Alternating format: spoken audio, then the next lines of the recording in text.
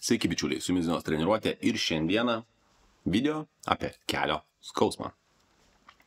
Šiuo atveju galbūt kelio skausmą po kryžminio menisko operacijų. Kelio skausmą, kurio neišeina atsikratyti su bolavimu, su tempimu. Kelio skausmą, kuris jūs lydi jėgos pratimuose, kai jūs negalite kelio sulenkti su apkrova. Tai būtent apie tokį kelį aš noriu su jumis pašnekėti ir pasidalinti informaciją, kuri, aš manau, ne vienam tikrai pagelbės. Dažniausiai tą informaciją aš dalinuosi iš savo praktinės patirties, ar asmeniškai savo, ar darbo su klientais. Pradėkime nuo to, kad mano asmeniškai situacija yra tokia, kad pas mane buvo kelis pažeistas, buvo atlikta operacija menisko, praktiškai dalis jo išpjauta, kremzlės tarp šlaunikaulio ir blauzdikulio labai mažai likę, kas jau sudaro problemas. Kelis visą laiką būdavo uždegiminiai fazei, realiai šuoliukai, kažkokie tai sprintai, kažkokie tai pritupimai, jau jie sudarė labai didelį skausmų simptomatinį pasireiškimą. Ta žinodamas, aš specifinius pratimus dariau. Ir čia kaip ir viskas yra ok, sprintuoti galiu, bėgioti galiu, šokinėti galiu. Jėgos atžvilgis bent jau kojos yra regresinis, todėl kad bazinių pratimų arba pratimų su dideliom krovom didelėse amplitudėse aš daryti negaliu, nes tiesiog yra fiziškai diegiamas skausmas ir mano klubas šoka į priešingą pusę nuo kelio, jeigu aš biškį leidžiu žemiau 90 laipsnių. Kiek be buvo bandoma daryti pradžiai, savimasažį. Savimasažį, aš manau, visi pažįstate, žinote, naudojant kamuoliukus, naudojant tokius gražius volus, kurie, kuo puikiausiai padeda atsipalaiduoti tokiam trumpam laikui, bet tai yra trumpalaikis efektas. Tai pirmas dalykas visą laiką, aišku, bolavimas ir tada antras dalykas, būdavo tempimas. Ir šitie du dalykai teoriškai kaip ir turėtų padėti, nes kaip ir situacija yra tokia, kad ta pati informacija vaikšto ir pas kineziterapeutus ir reabilitologus. Man šitie dalykai nepadėjo. Buvo visiškas regresas, nes raumuo negalėjo stiprėti tam tikrose amplitudėse. Iki 90 raumuo stiprus, bet kai jūs nusileidžiate į apačią, viskas viso gero. O mes turime treniruoti raumenį per visą amplitudę. Tai per visą amplitudę treniruojant raumenį, sausgyslė yra stipri ir tada tikrai nebus tokio momento, kad jūs turėsite kažkokių tai bėdų. Tai šitie dalykai manęs neišgelbėjo, man jie nepadėjo. Bet nežinau, kodėl anksčiau aš to nebandžiau, neapsiėmiau to daryti, nors apie tą dalyką esu jau daręs porą video. Tiesiog sėdėjau ir galvoju, palauk, tai jeigu aš jaučiu skausmą diegiamą nusileidus žemiau 90, vyksta kompresija ir viduje atsiranda kažkoks tai skausmas.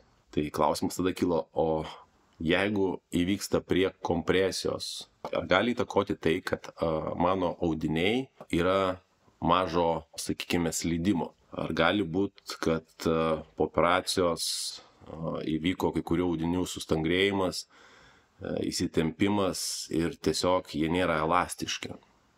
Ir tiesiog aš pabandžiau vieną paprastą dalyką – flossingą. Aš apie tai esu daręs porą video, bet aš juos esu daręs, kad grąžinti mobilumą sąnariams. Bet niekada negalvojau, kad reikėtų pabandyti ir atsižvelgti į tai, kad pati flossingo technika, naudojant tokią gumą. Užsidedate šitą gumą, užspaudžiate audinius, audiniai vienas prie kito dar labiau suspaudžia ir jūs atliekate judesį. Ar tai bus sukimas, ar tai bus slenkimas, ar tai bus tiesiog vartymas pėdos ir panašiai. Audiniai vienas šalia kito suspausti, jie juda. Tai jie turi slysti. Kiekvienas raumuo pas mus ir jisai atskiras yra, kaip ir atskiriam kapšelėje, būtent fascijoje. Tai reiškia raumenų maišeliai, jie vienas šalia su kito yra suspausti, supastę. Ir jie vienas tarp kito turėtų slankioti, kaip ir sviestą. Bet jeigu yra vandens trūkumas, pastė jinai susausėja, jinai tiesiog sulimpa, pasidaro klampi ir jūsų raumuo jis nevaikšto taip, kaip turėtų vaikščioti, jis turėtų slysti. Ir gaunasi, kad pats raumuo vienas prie kito prilipė ir jis įtamposi būtent savo tam maišelį, bet nevyksta slydimo tarp jų. Ir aš pagalvoju, tai palauk laimė. Flossingo esmė vėlgi yra tai, kad aš papildomai suspausdamas audinius iš audinių priverstinai priverčiu išeiti, vadinkime, užsilikusi galbūt blogą kraują. Taip sakant, pati flossingo esmė yra kaip kempinės. Jeigu aš pasiemu kempinę, jinai yra pilna vandens arba drėgna, aš ją suspaudžiu, vanduo išbėgu. Aš ją laikau ilgą laiką, tik aš įkišu ją į vandenį, atleidžiu, jinai vėl visa išbrinksta naujų vandenių. Tai panašiai situacija gaunasi ir su raumenynu. Aš išbandžiau šitą metodą ir jis man pakankamai gerai pasiteisino. Jis tai turėjo ilgalaikį efektą, pajaučiau sąnarių laisvumą. Pirmas dalykas tai sąnario laisvumas, audinių slydimą, nebuvo įtampos ir dingo skausmas. Atsižvelgiant į judesį, skausmas pasireiškia tik prie didesnės apkrovos ir tas skausmas pasireiškia todėl, kad raumuo yra jau nusilpęs. Tai ką jums rekomenduočiau daryti? Tai galima daryti kelias technikas. Viena iš tų technikų, kurią aš asmeniškai naudoju, tai būtent užsidėjus virš girnelės ir po girnelę. Labai gerai, jeigu jūs turite dvi gumas. Jeigu turite vieną, galima ir su viena. Tiesiog daryti ėjimą atbulom ant takelio. Jeigu jūs neturite, pavyzdžiui, sledo, tai reiškia, jūs uždėję gumą, atlikinėsite kelio sulenkimas ir kelio tiesimas. Jūsų audiniai vienas į kitą trinasi, slysta. Greičiausiai jūs paeisite tik 1 minutę, jums pradės tirpti. Nusiėmėte gumą, vėl einate 1 minutę, atsisėdot, vėl užsidėjot gumą, vėl 1 minutę. Ir tokiu būdu jūs pamatysite, kaip pas jūs kelis pradeda laisvėti. Papildomai prie šitų visų judesių jūs galite įjungti tiesiog jau air squatus.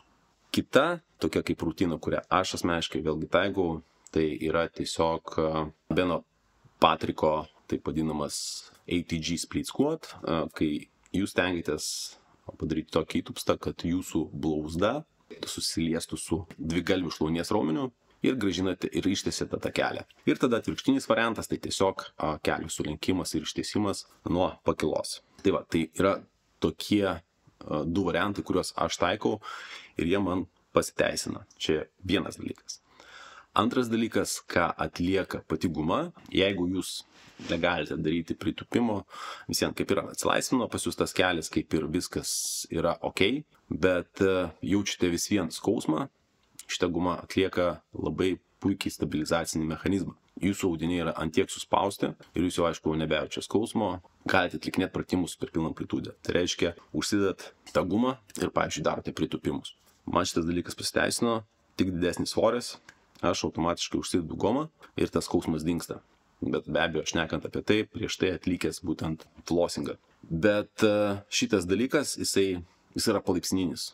Norint, kad jau po to nebeskaudėtų, kiekvieną kartą biškiai aišku lengvėja, jūs visiems turite judesį atlikinėti jau be gumos. Ką aš turiu omeny?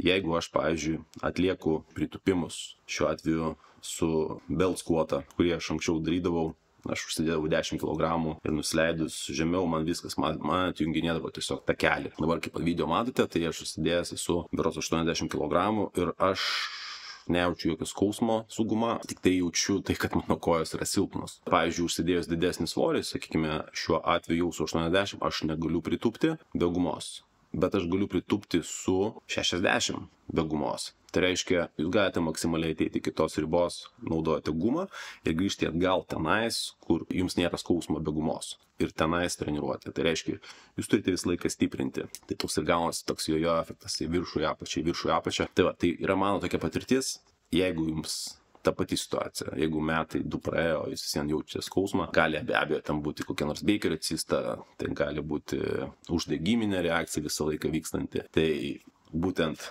tokia guma, aš manau, jums padės. Nepadės? Nu, sorry, hebra. Bet jūs būsite išsibandę. Tai yra mano praktinė patirtis. Dabar aš ją netgi taikau su savo klientais ir jie visą laiką sako, nu jo, kažkaip tai palengvėjo su tuo keliu. Be abejo, dar kartą apkartosiu. Šitas efektas, jis yra trumpalaikis, aišku, jis ilgesnis yra negu volavimas ir negu tempimas, bet jis yra trumpalaikis. Tai reiškia, pas jūs po truputį, jeigu audiniai mėgstantis tokie ataušti ir sustingti, tai jie ir sustings. Kitą dieną vėl tą patį darote, gal kiekvieną savaitę vis mažiau jūs tą darysite, bet šitas dalykas veikia. Ir nebereikalai naudoja, ypatingai Amerikoje, kineziterapeutai, reabilitologai, nebereikalo jis taip yra pakankamai populiarus. Tai va, tai yra mano tokia patirtis, video gal šiek tiek ilgas, bet tikiuosi jums patiko, tai būtinai pasibandykite. Ir kol kas tiek. Iki.